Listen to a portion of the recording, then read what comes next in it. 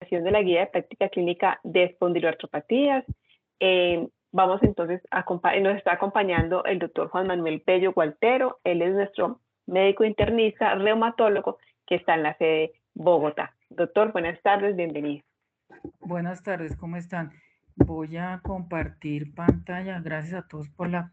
¿Ustedes me dicen si ya ven la pantalla? Sí, mi todos estamos viendo todas las pantallas, sí, ahí Ya, sí. ahora está la presentación, ¿sí? Sí, señor, ahí está la presentación.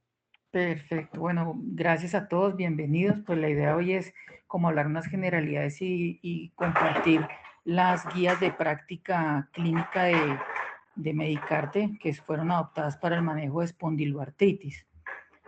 Entonces vamos a hablar primero unas generalidades, pues que es, además de las mismas, los criterios clasificatorios y en sí las guías de práctica clínica. Las espondiloartritis son una familia de enfermedades que comparten características genéticas y fenotípicas. La prevalencia aproximada, pues la prevalencia en nuestro país es del 0,49% de acuerdo al estudio de Londoño que se llevó a cabo en el país y es de predominio en hombres, aunque también puede afectar mujeres. Como les dije, es una familia de enfermedades en donde, permítanme que voy a activar el láser, es una familia de enfermedades en las que la descripción inicial fue la espondilitis anquilosante, pero también hacen parte de este grupo de enfermedades la artritis psoriásica, la uveitis anterior, la artritis reactiva, la artritis relacionada a enfermedad inflamatoria intestinal, la artritis idiopática juvenil con entesitis o espondiloartritis juvenil y las formas indiferenciadas. Así como hay criterios para la espondiloartritis, hay unos criterios para la anquilosante, que son los de criterios de Nueva York, para la artritis psoriásica, que son los criterios de Caspar, y para la artritis reactiva, que son los criterios de Berlín.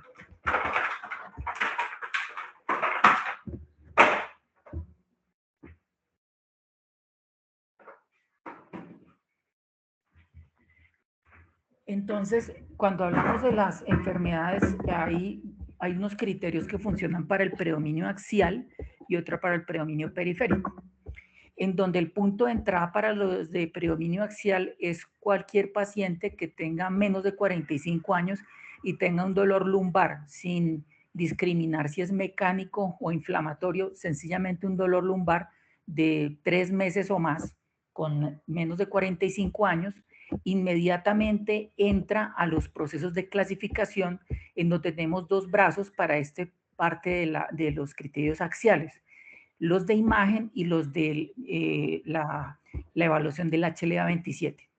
Si por un lado tenemos la sacroilitis por imágenes, dado sea por radiografías o por resonancia de sacroiliacas, si tenemos sacroilitis por alguna de estas dos formas, con una o más de estas características, nosotros clasificamos los pacientes como una espondiloartritis.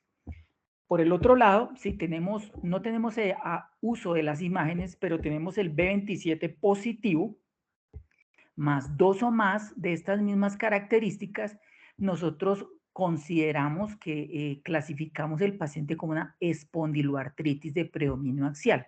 Entonces ustedes pueden ver que dentro de todas esas características está el dolor lumbar inflamatorio. ¿Por qué se empezaron a usar estos criterios? Para poder diagnosticar de forma más temprana la enfermedad. Pero quiero hacer énfasis en que el criterio de entrada no es dolor lumbar inflamatorio, es dolor lumbar. Dentro de las muchas características en las que podemos clasificar por sacroilitis o por B27, una de ellas es el dolor lumbar inflamatorio.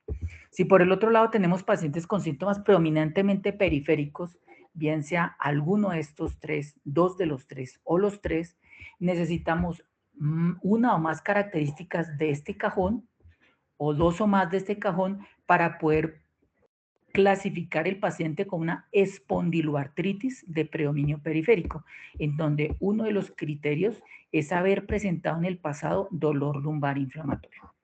Entonces, de resaltar la artritis en el predominio axial, la artritis, la entesitis, la uveitis, dactilitis, psoriasis, que es muy, muy importante, y el B27, en donde siempre que tengamos duda de un dolor lumbar, preguntemos los antecedentes familiares para psoriasis o enfermedad inflamatoria intestinal. Por el otro lado, son muy parecidos los criterios que utilizamos dentro de la selección en el diagnóstico de las formas periféricas.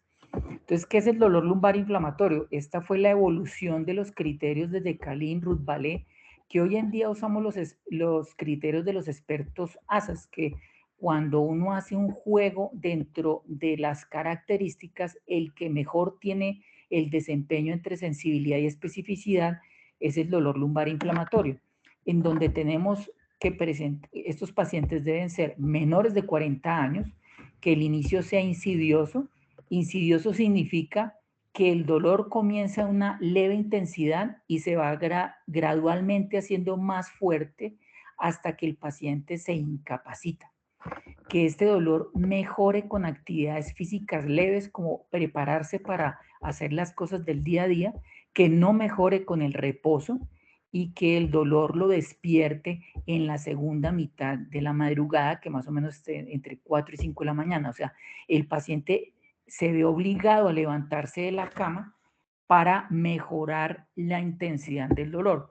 Hay unas características que el paciente dice que cada cambio de posición le duele la columna, ese no clasifica, es un dolor mecánico. Debe tener por lo menos 4 de estas características para tener ese mejor balance entre sensibilidad y especificidad. Si tuviera 3 de los 5, tiene mejor sensibilidad, pero ya menos especificidad.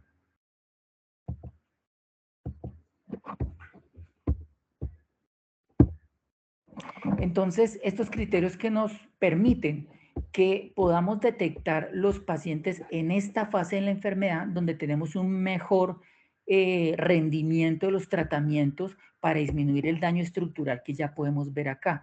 Esto pueden llegar entre 2 a 5 años de acuerdo a las grandes cortes, por lo tanto, entre más temprano sea el diagnóstico, pues vamos a tener mejores resultados en las terapias que vamos a discutir más adelante en las guías.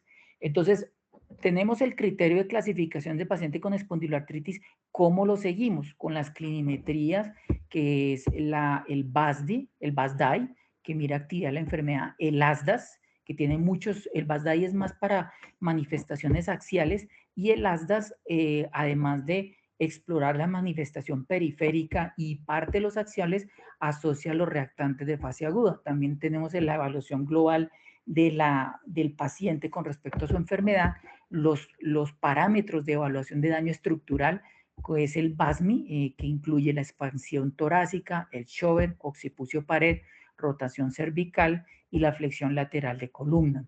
También el dolor, porque una cosa es la escala global de la enfermedad y otra la escala global del dolor. El dolor, como ustedes muy bien lo saben, mide el dolor, esa escala de 1 a 10 mide el dolor. La global es que incluye todo lo que le afecta al paciente: dolor, fatiga, depresión, ansiedad, pérdida de la autonomía de su cuerpo con la enfermedad. Eso lo mide la evaluación global del paciente. Y el compromiso funcional por el BASF. Entonces tenemos un paciente, tenemos con criterios de espondiloartritis, tenemos unas clinimetrías y qué arsenal de medidas no farmacológicas y farmacológicas tenemos. La educación, el ejercicio, terapia física, rehabilitación y asociación, o sea, cursos de autoayuda con los pacientes son muy importantes porque son la base fundamental en los que esto permite que el paciente no pierda la movilidad, pero pues obviamente hay que tratar el fenómeno inflamatorio, que de entrada lo tratamos con los antiinflamatorios no esteroideos, que cobijan las manifestaciones tanto axiales como periféricas. Sin embargo, cuando estamos enfrentados a manifestaciones periféricas que no responden a los antiinflamatorios no esteroideos, podemos utilizar la sulfasalacina, los glucocorticoides locales, y para otras formas de espondiloartritis como la artritis psoriásica podemos usar lo que es metrotexate y leflunomida, además de la sulfasalacina.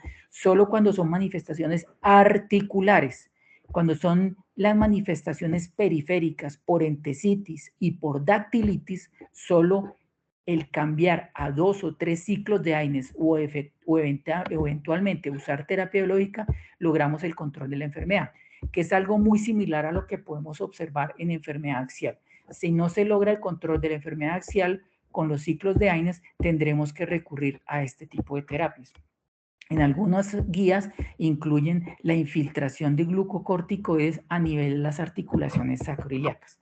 Entonces, ya entrando en las guías, pues esta guía clasifica el nivel de evidencia de acuerdo al tipo de estudio que se está trabajando para el objetivo que se hizo el estudio.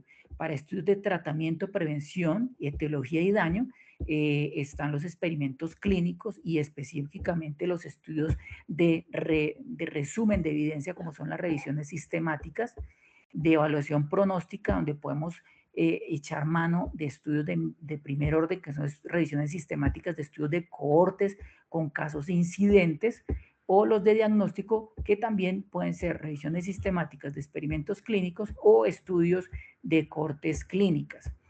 El punto de quiebre entre este tipo de evidencia, entre 1A, 1B, 1C, teniendo en conjunto estudios incidentes, nosotros tenemos que de aquí para abajo baja la calidad de los estudios, ¿sí? Inclusive, por ejemplo, series de casos.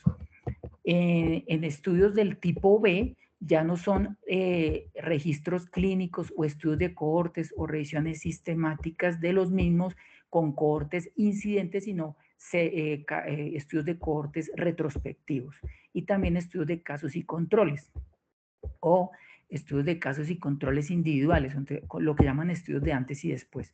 Entonces, con esta graduación de la evidencia, fueron sacando las recomendaciones tanto positivas como negativas para ciertos puntos que exploraba la guía. Y C ya serían series de casos y D, que es el último nivel de evidencia, sin ser menos importante, pero tiene menos peso que la información de tiempo real en la opinión de los expertos cuando se hacen ejercicios DERFI. Entonces, llegando al punto en materia, es la intervención precoz. Es importante que en los pacientes tan pronto se realiza la clasificación, iniciar tratamiento, yo adicionaría no farmacológico y el farmacológico.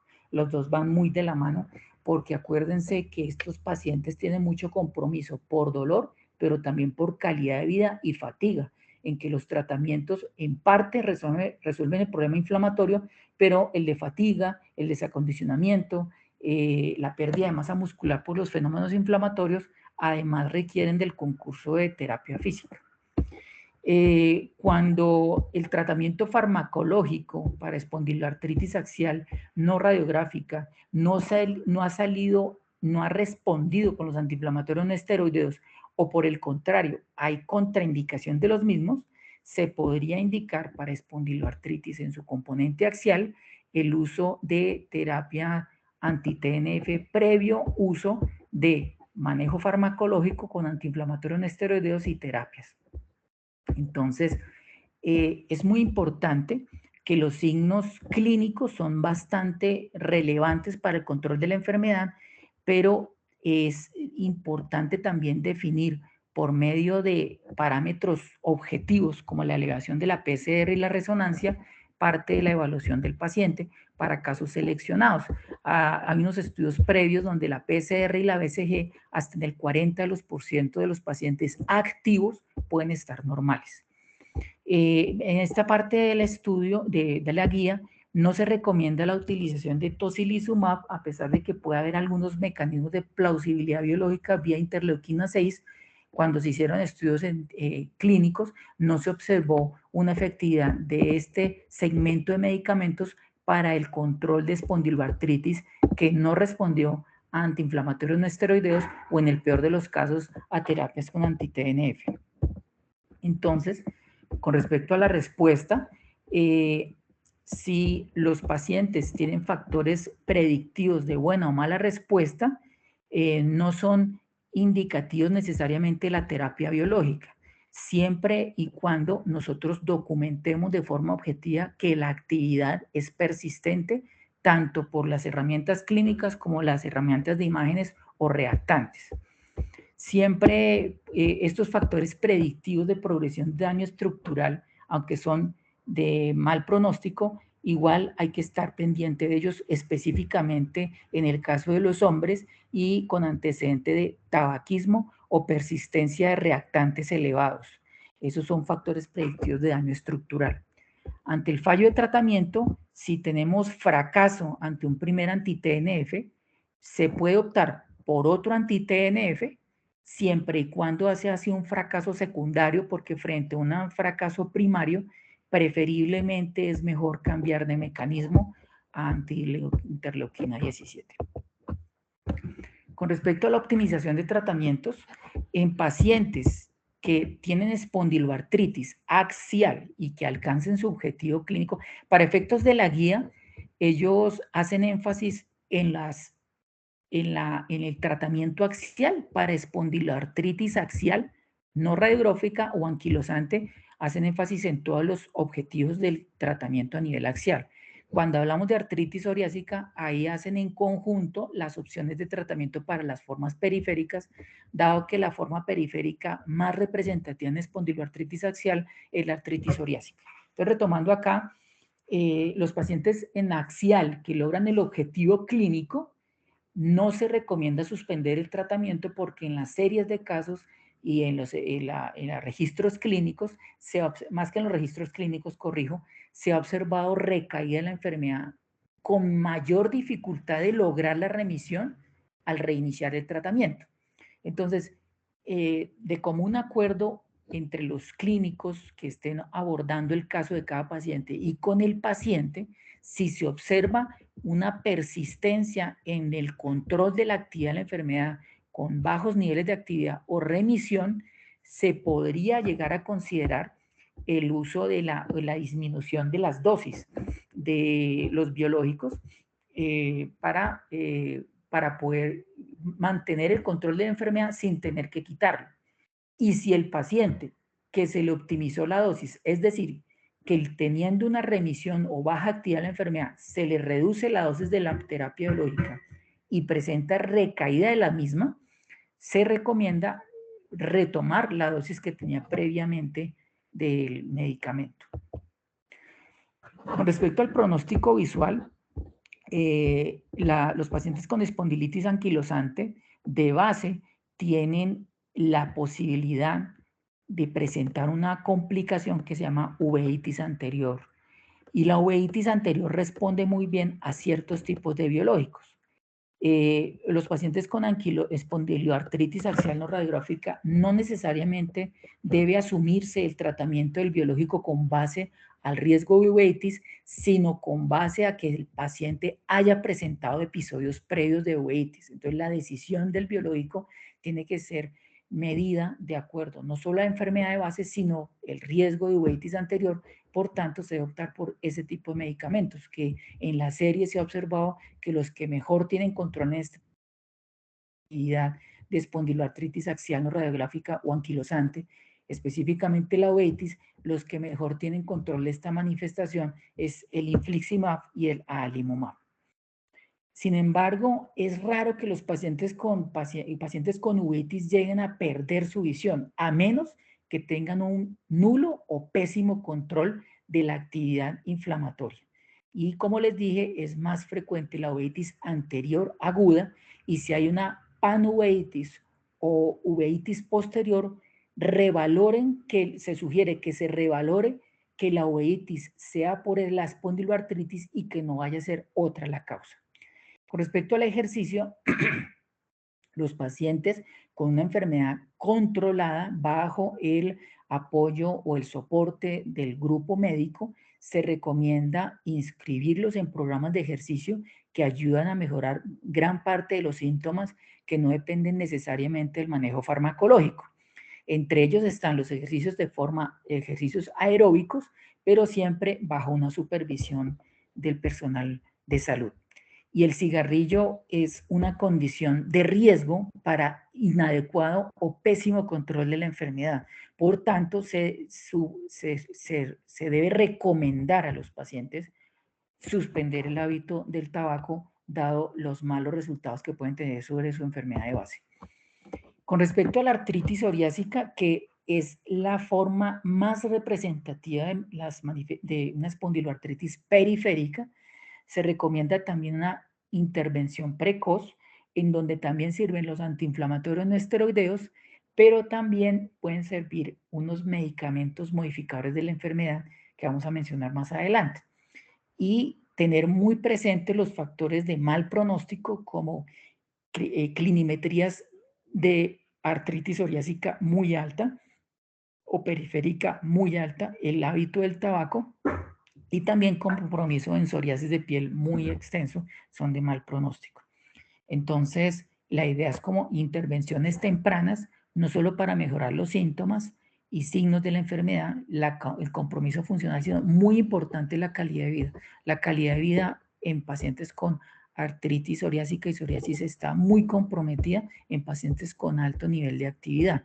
Otro factor de mal pronóstico en ellos es la obesidad, dado que la obesidad hace que empeoren los reactantes y la actividad de la enfermedad y además aumenta el riesgo de esteatohepatitis no alcohólica que termina,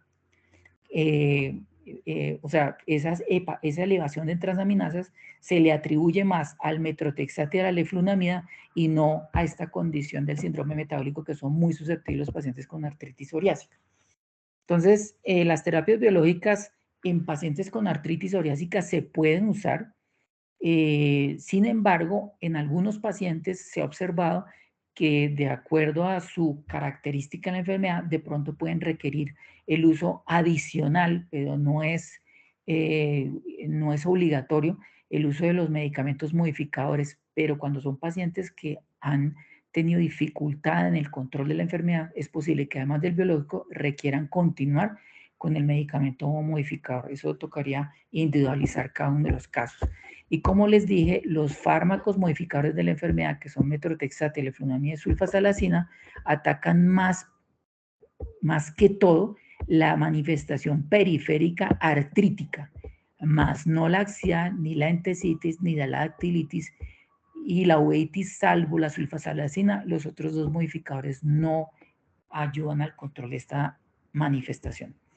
Entonces, los pacientes que son refractarios en artritis psoriásica, antiinflamatorios no esteroideos, a medicamentos modificadores de la enfermedad, pues se debe considerar el uso de terapia biológica, en donde si los síntomas son predominantemente axiales o entesitis o dactilitis, se debe propender por el inicio de terapia biológica, dado los pacientes que sean refractarios.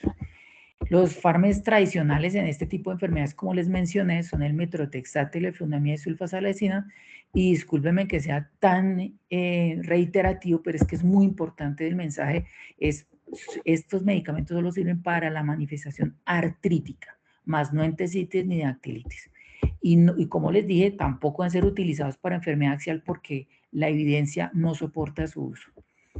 Y como aquí les mencioné, en pacientes con entesitis, dactilitis, refractarios a antiinflamatorios no esteroideos o a medicamentos modificadores, en el caso de artritis, pues usar medicamentos modificadores de la enfermedad, usar terapia biológica o otro medicamento como el apremilast, que es un medicamento que también puede ayudar a controlar la enfermedad de este nivel. Con respecto a metrotexate y terapia biológica, como les mencioné, preferiblemente es mejor usar la terapia biológica como monoterapia, pero en algunos pacientes es posible que se requiera la continuidad de los modificadores de la enfermedad, sobre todo cuando el control de la actividad de la enfermedad es con infliximab, dado que se forman anticuerpos contra el anti-TNF y el metrotexate evita o reduce este fenómeno.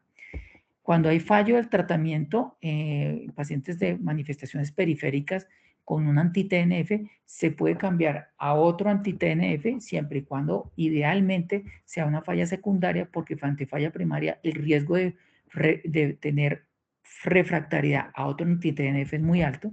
En dado caso, se inclinaría por el uso de interleuquina 12-23 o 17 o el fármaco apremilast. Con respecto a la morbilidad cardiovascular, es importante controlar todo el riesgo metabólico, específicamente en artritis psoriásica, reducción de peso. Estos pacientes tienen más riesgo, como les mencioné, de obesidad, esteatohepatitis no alcohólica, diabetes, dislipidemia, intolerancia a la glucosa. Por tanto, controlar el riesgo cardiovascular con esos factores secundarios, pero la enfermedad de base, o sea, la artritis psoriásica, si no se mantiene el control de la enfermedad, también aumenta el riesgo cardiovascular. Esto nos abre la puerta de que es un manejo multidisciplinar, o sea que tienen que participar dermatología, reumatología y todos los médicos que colaboran en el estrecho seguimiento del riesgo metabólico para conseguir un óptimo control, no solo de la enfermedad, sino todo el estado de salud general del paciente. En este caso, pues dentro de los programas de atención centrados en enfermedades, pues la parte de enfermera especializada es bastante importante, no solo para la coordinación de la continuidad de los programas de atención, también para seguimiento y educación de los pacientes de efectos adversos, administración de los medicamentos. También es muy importante dentro de ese manejo multidisciplinar dar el apoyo respectivo a los pacientes para cesar el hábito del cigarrillo. También reforzar la parte de enfermedad con talleres educacionales para cómo aplicar adecuadamente las terapias, los cuestionarios de autoevaluación de la enfermedad donde medimos el compromiso funcional y también todas las técnicas de autocuidado, ejercicio y hábitos de vida saludable. Consejos generales: los pacientes con espondiloartritis axial y artritis periférica deben hacerse todo su manejo de acuerdo a las características individuales de cada paciente, ¿sí?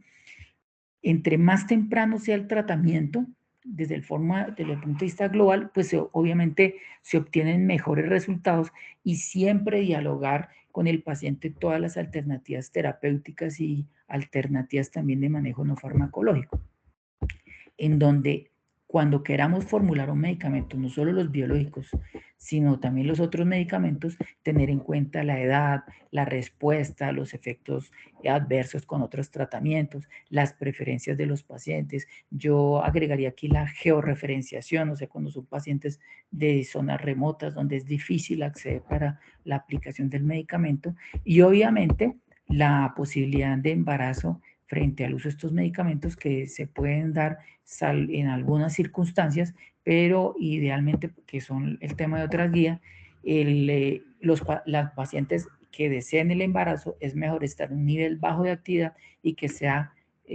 consensuado el embarazo con los tratantes para que en el embarazo esté en el mejor estado posible la enfermedad.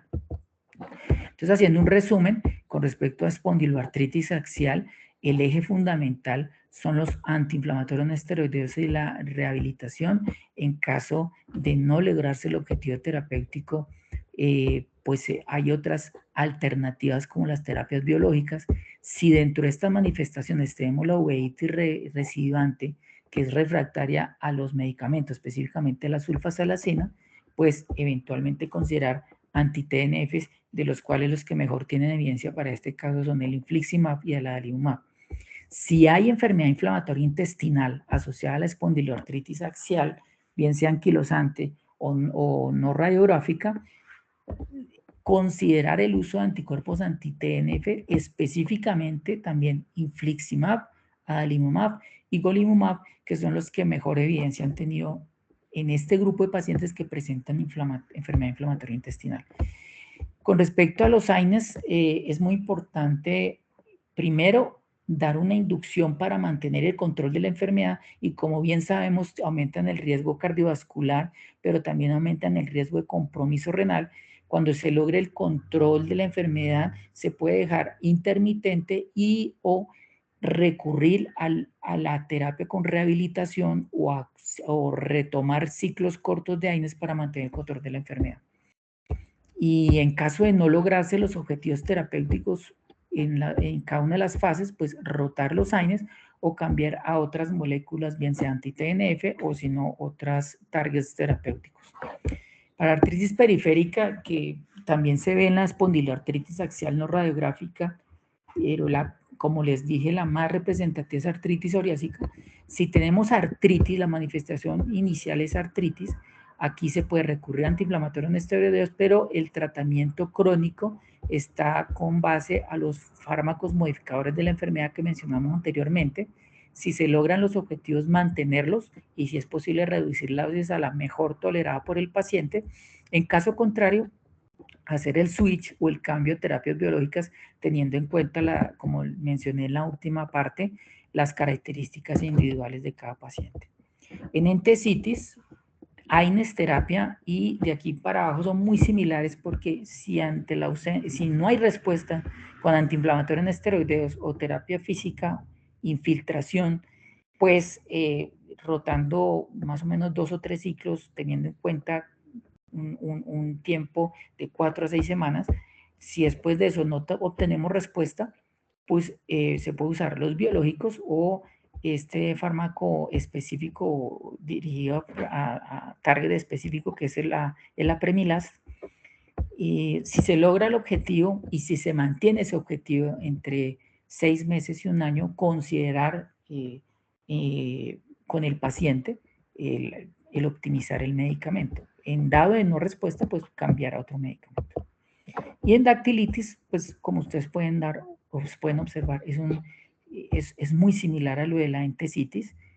Es importante, como les dije, que ante dactilitis, definitivamente, a pesar de que aquí está, la respuesta realmente es muy pobre a los antiinflamatorios no esteroideos, y pues inicialmente considerar o infiltración guiada por eco o en su efecto el cambio de los medicamentos biológicos, bien sea anti-TNF, interleuquina 12, 23 o interleuquina 17 o inhibidor de la fosfodiesterasa premilast, y monitorización. Si el objetivo se logra, posiblemente considerar la optimización de la terapia o en su efecto cambiar el medicamento. En enfermedad axial, que se puede también presentar en artritis psoriásica, los parámetros de acción son muy similares a la espondilitis axial no radiográfica, en donde si no logramos la respuesta con AINES o terapia física, pues posiblemente tengamos que recurrir al uso de terapia biológica y de acuerdo a su respuesta, no. Si responden, pues mantenerlo y eventualmente optimizar. En caso contrario, hacer cambio de medicamento. Pues esta era la presentación. Muchas gracias por la atención y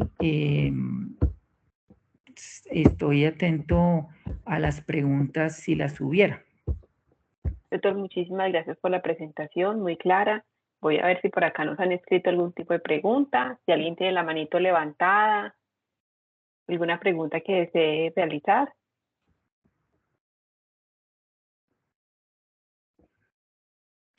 Yo quería hacer una fe de ratas, como dicen. Claro que sí, doctor. En la dactilitis dije que el AINE no es la mejor opción, no, me refiriera más que todo a sulfasalacina, leflunomida y metrotexate, porque el AINE es la medida de terapéutica indicada para la forma axial, la artritis, la entesitis y la dactilitis. Lo que es sulfasalacina, metrotexate y leflunomida, solo para la artritis. Ya quería hacer esa pequeña corrección. Doctor, muchas gracias. Bueno, ¿alguien tiene alguna pregunta?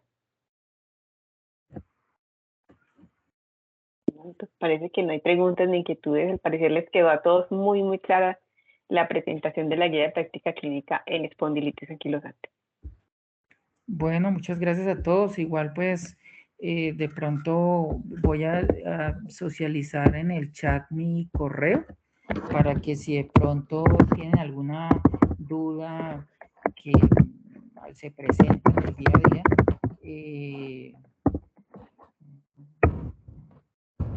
entonces quedo atento por este correo para resolver las dudas si de pronto se llegan a presentar.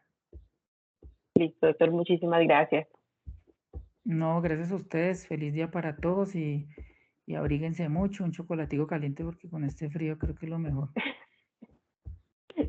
Muchas gracias, doctor. Una feliz tarde para